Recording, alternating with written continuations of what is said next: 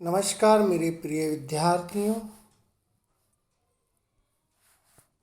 पिछली कालांश में हमारे पाठ्यक्रम की जो 7वीं कविता है, स्वागत है, इस कविता का हमने अध्यापन शुरू किया है दोस्तों। तो स्वागत है, इस कविता के कवि श्याम दानेश्वर जी है। और कल की कालांश में हमने कवि दानेश्वर जी का अल्प परिचय तथा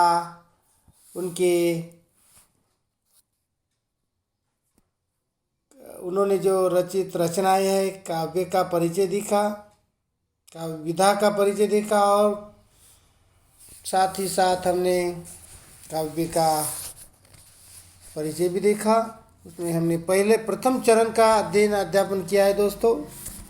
जैसे फिर से हम उस प्रथम चरण को हम दोहराते हैं कि पेज नंबर 35 पर देखिए, 34-35। स्वागत है, स्वागत है, स्वागत स्वागत स्वागत है। आओ आओ आओ आओ ओ मेरे भाइयों, बिखरे हुए मेरे परम दोस्तों, आप सबों का सप्रेम स्वागत है। एक ही माँ के बालक है हम और अनेक देशों में बिखरे हैं। आज मिलन हमारा हो रहा कई युगों के बाद। तुम सब मॉरिशस की भूमि पर पधार रहे हो। स्वागत है, स्वागत है, स्वागत है। इस प्रकार से यहाँ पे यह प्रथम चरण का हमने कल अध्यापन किया है।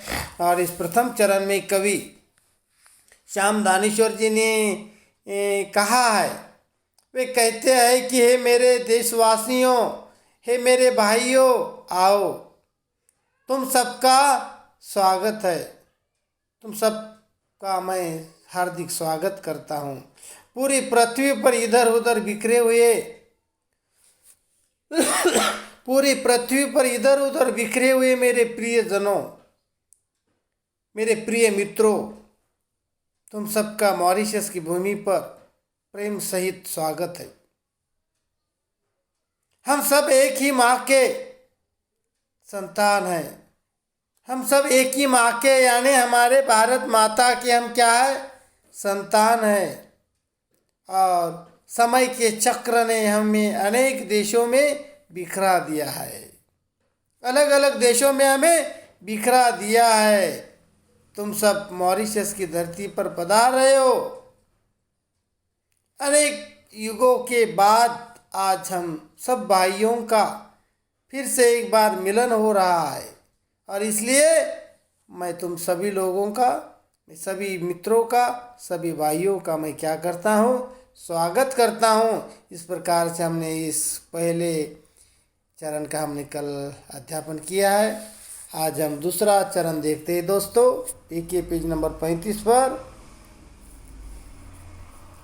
हम सब जहाजियों, हम सब जहाजिया भाई ठहरे, हम सब जहाजिया भाई ठहरे। कोई इस जहाज पर चढ़ा था तो कोई उस जहाज पर, और जब जहाज पानी में बहने लगे, और जब जहाज पानी में बहने लगे तो एक ही देश में नहीं पाए गए। लंगर पड़ा जब समुद्र तट पर, लंगर पड़ा जब समुद्र तट पर, हक्का बक्का ताकने लगे। अरे कहाँ आ गए हम इतनी दूर, अरे कहाँ आ गए हम इतनी दूर, अरे मेरे भाई भतीजे कहाँ है। इस जहाज में जगह नहीं थी, फिर उस जहाज पर तो चढ़े थे। स्वागत है, स्वागत है, स्वागत है। तो देखिए दोस्तों, इस प्रकार से दूसरे चरण में कवि श्याम दानेश्वर जी कहते हैं, एक समय ऐसा आया, एक समय ऐसा आया जब हमें जबरदस्ती से जहाज पर चढ़ाया गया। हम सब जहाजिया भाई ठहरे। कोई इस जहाज पर था चढ़ा तो कोई उस जहाज पर। हमें जोर जबरदस्ती से जहाज़ों पर चढ़ा दिया गया। एक ही परिवार के लोगों में से कोई इस जहाज पर चढ़ा तो कोई उस जहाज पर चढ़ा दोस्तों। एक ही परिवार के लोग एक ही जहाज में नहीं बिठाए गए। कोई इस जहाज पर चढ़ा, कोई उस जहाज पर चढ़ा, तो किसी को कुछ ज्ञात ही नहीं था कि क्या हो रहा है। तो कोई उस जहाज पर तो कोई इस जहाज पर, और जब जहाज पानी में बहने लगे तो एक ही देश में नहीं पाए गए। तो देखिए दोस्तों, हमारे एक ही परिवार के लोगों को अलग अलग जहाज़ों में बिठाया गया। एक जहाज़ भरने के बाद दूसरे जहाज़ पर चढ़ाया गया, और क्या हो रहा है कुछ समझ में नहीं आ रहा था। कुछ ही ज्ञात नहीं था कि क्या हो रहा है। हम नहीं जानते थे कि वे जहाज अलग अलग देशों को जा रहे हैं। हमें पता ही नहीं था कि वे अलग अलग जहाज अलग अलग देशों को रवाना होने वाले हैं। जलयान अपनी गति से पानी में पर बहने लगे। ये जहाज़ें अपनी अपनी गति से पानी पर बहने लगे। जब काफ़ी समय बाद समुद्र में लंगर डाला गया तो एक ही देश में नहीं पाए गए लंगर पड़ा। जब समुद्र तट पर हक्का बक्का ताकने लगे, अरे कहाँ आ गए हम इतनी दूर, अरे मेरे भाई भतीजे कहाँ है। जब काफ़ी दूर जाने के बाद जहाज़ें रुक गई, समुद्र में लंगर डाला गया और जहाज़ें रोके गए। तब स्वयं को हम एक दूसरे को ढूंढने का प्रयास कर रहे थे। घर के लोगों को, सदस्यों को ढूंढने का प्रयास कर रहे थे, लेकिन हमारे सदस्य परिजन नहीं मिल रहे थे। तब हम क्या हो गए, हक्का बक्का हो गए। अपने घर के बहुत दूर एक नई भूमि पर हम आकर सब हक्के बक्के हो गए। हमने पाया कि हमारे सब साथी, हमें जब मालूम हुआ कि हमारे सब साथी, हमारे सदस्य, हमारे परिजन एक दूसरे से बिछड़ गए हैं। हमें अलग अलग देशों में भेज दिया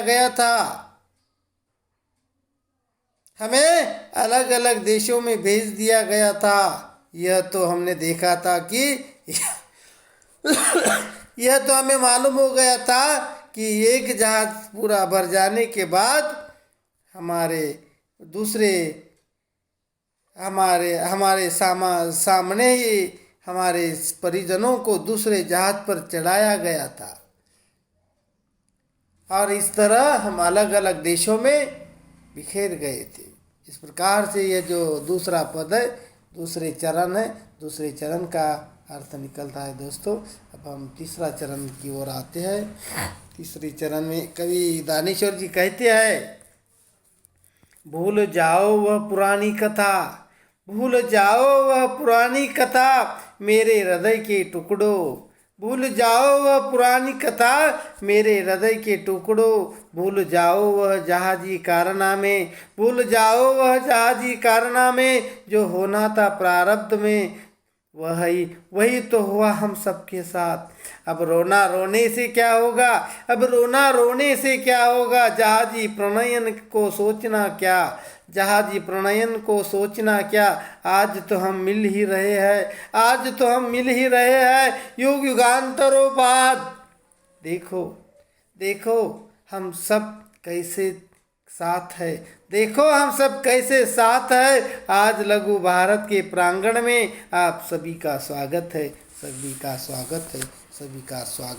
इस प्रकार से तीसरे चरण में कवि श्याम दानेश्वर जी कहते हैं, हे मेरे प्रिय मेरे हृदय के टुकड़ों, उस पुरानी कथा को भूल जाओ वह पुरानी कथा मेरे हृदय के टुकड़ों। हे मेरे हृदय के प्रियजनों, मेरे हृदय के टुकड़ों, उस पुरानी कथा को भूल जाओ कि किस प्रकार आप लोगों को जहाज़ों में भरा गया था। भूल जाओ कि जहाज़ों के ऊपर जो कारनामे हुए थे, किस प्रकार से लोगों को जहाज़ों में भरा गया था, आप लोगों को अपने परिजनों से अलग कर दिया गया था, वह याद भूल जाओ, उसे भूल जाओ। अपने लोगों से किस प्रकार से तुम्हें अलग कर दिया गया था। आपके भाग्य में यही लिखा था, आपके भाग्य में यही लिखा था। इस प्रकार अपनी मातृभूमि से अलग होना ही आपकी किस्मत में था। वही तो हुआ, वही तो हुआ हम सबके साथ। अब रोना रोने से क्या होगा। इस प्रकार अपनी मातृभूमि से अलग होना ही हमारी किस्मत में था। प्रारब्ध यानी किस्मत, जो होना था प्रारब्ध में, किस्मत में जो था वही तो हो गया। अब उस पर रोने से कोई लाभ नहीं है, रोने से कोई लाभ नहीं है। जहाज़ों द्वारा आप सबको यहाँ लाए जाने की घटना को सोचकर दुखी होने पर भी अब उसे अनहुआ नहीं किया जा सकता। अब रोना रोने से क्या होगा। जहाजी प्रणयन को सोचना क्या, आज तो हम मिल ही रहे हैं युग युगांतरों बाद। आज तो हम मिल ही रहे हैं युग युगांतरों बाद। यहाँ पे कवि कह रहे हैं, कवि दानीश्वर जी कह रहे हैं, जहाज़ों द्वारा आप सबको जहाँ लाए जाने की, यहाँ लाए जाने की घटना को सोचकर दुखी होने पर भी अब उसे अनहुआ नहीं किया जा सकता। आज युगों के बाद, युगोंतर बाद, आज युगों के बाद फिर से हम मिल रहे हैं। बहुत युगों के बाद हम फिर से आज मिल रहे हैं। ऐसा लगता है, देखो हम सब कैसे साथ है आज लघु भारत के प्रांगण में। ये बात को देखकर ऐसा लगता है मानो इस धरती पर एक लघु भारत ही बन गया हो। इस धरती पर, मॉरिशस की धरती पर एक लघु भारत ही बन गया हो। और उस अपने छोटे से भारत के प्रांगण में, आज उस छोटे से भारत के प्रांगण में, आज युगों के बाद हम सब एक ही माता के बालक, एक ही माता के सपूत, एक ही माता के पुत्र फिर से मिल रहे हैं। इसलिए आप सभी का मैं क्या करता हूँ, स्वागत करता हूँ। इस प्रकार से यहाँ पे तीसरा चरण समाप्त होता है दोस्तों। तीसरा चरण समाप्त होने के बाद फिर से हम चौथे चरण की ओर आते हैं। पेज नंबर 36 पर देखिए। पनिया जहाज पर कौन चढ़ेगा, पनिया जहाज पर कौन चढ़ेगा अब भैया, पनिया जहाज पर कौन चढ़ेगा अब भैया। बड़ा डर लग रहा है उससे तो, बड़ा डर लग रहा है उससे तो, कहीं पुनः दोहरा न दे इतिहास हमारा, कहीं पुनः दोहरा न दे इतिहास हमारा। उस धरती पर बिखर न जाए, उस धरती पर बिखर न जाए, खोजते हुए निज बंधुओं को। आसमान की राह पकड़ आगे चल, आसमान की राह पकड़ आगे चल, मॉरिशस की भूमि पर उतरेंगे सब। नहर हो जैसे वही हमारा, बाबुल के लोग वही मिलेंगे, बाबुल के लोग वही मिलेंगे। देश परदेश के नाम मिटेंगे, आंसू थामे वही मिलेंगे। स्वागत है। इस प्रकार से चौथे चरण में कवि श्याम दानीश्वर जी कहते हैं, पानी के जहाज पर अब कोई देशवासी नहीं चढ़ना चाहेगा। पनिया जहाज पर कौन चढ़ेगा अब भैया, बड़ा डर लग रहा है उससे तो, कहीं पुनः दोहरा न दे इतिहास हमारा, उस धरती पर बिखर न जाए। यहाँ पे कवि दानीश्वर जी कहते हैं कि पानी के जहाज पर अब कोई देशवासी चढ़ना नहीं चाहेगा, हिम्मत ही नहीं होगी अब उसके ऊपर चढ़ने की। सबको बड़ा डर लग रहा है, सब डर रहे हैं पानी के ऊपर जहाज पर चढ़ने के लिए। कहीं ऐसा न हो कि किस्मत उसी इतिहास को फिर से दोहराने लगे, कि इसी बात को लेकर सब लोग डर रहे हैं कि किस्मत फिर से उसी इतिहास को न दोहरा दे।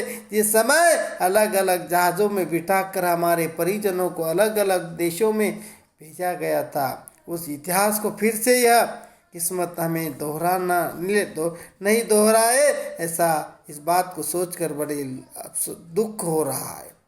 ऐसा न हो कि अपने आत्मियों को खोजते हुए हम अलग अलग देशों की धरती पर पहुंच जाए, फिर से उस धरती पर बिखर न जाए। खोजते हुए निज बंधुओं को आसमान की राह पकड़ आगे चल। यहाँ पे कवि का कहना है कि फिर से कभी ऐसा ना हो कि आपने ही आत्मियों को खोजते हुए हम अलग अलग देशों की धरती पर फिर से पहुंच जाए। अब हम जल मार्ग से न जाकर वायु मार्ग से आगे बढ़ेंगे और सभी मॉरिशस की भूमि पर उतरेंगे। आसमान की राह पकड़ आगे चल, मॉरिशस की भूमि पर उतरेंगे सब। जिस प्रकार पानी के ऊपर से जहाज पे बिठाकर अलग अलग देशों में हमें भेजा गया था, इसलिए अब हम फिर से पानी के ऊपर से जहाज से अपने देश पर नहीं जाने के लिए लोग हिम्मत नहीं कर रहे। इसलिए कभी कह रहे हैं कि अब हम जल मार्ग से न जाकर वायु मार्ग से आगे बढ़ेंगे और अपनी मॉरिशस की भूमि पर उतरेंगे। मॉरिशस तो अब हमारे मायके के समान है। नहर हो जैसे वही हमारा बाबुल के लोग वही मिलेंगे। यहाँ पे कवि मॉरिशस को अपनी नहर की उपमा दे रहे हैं। नहर यानी मायका दोस्तों। यहाँ पे जैसे लड़की शादी होने के बाद अपने पिताजी का घर छोड़कर अपने पति के घर जाती है, तब पति का अपने पिताजी का घर लड़की के लिए क्या होता है? नहर बन जाता है। इसलिए यहाँ पे कवि कह रहे हैं कि मॉरिशस अब हमारे लिए किसके समान है? एक नहर के समान, एक मायके के समान है। वही हमें हमारे परिवार के लोग मिलेंगे। अब हम सबकी आंखों में आंसू नहीं बहेंगे। अब हम हमारे आंखों में आंसू नहीं आने देंगे। हमारे बीच देश विदेश का जो भेद अब नहीं रहेगा। हमारे मन में जो देश विदेश का जो भेद था वह अब नहीं रहेगा। हम सभी एक ही समाज के सदस्य हैं और हम सभी का यहाँ पे स्वागत करते हैं। इस प्रकार से यह चौथा चरण यहाँ पे समाप्त होता है दोस्तों। और हम आज के लिए यहीं पे रुकते हैं। धन्यवाद।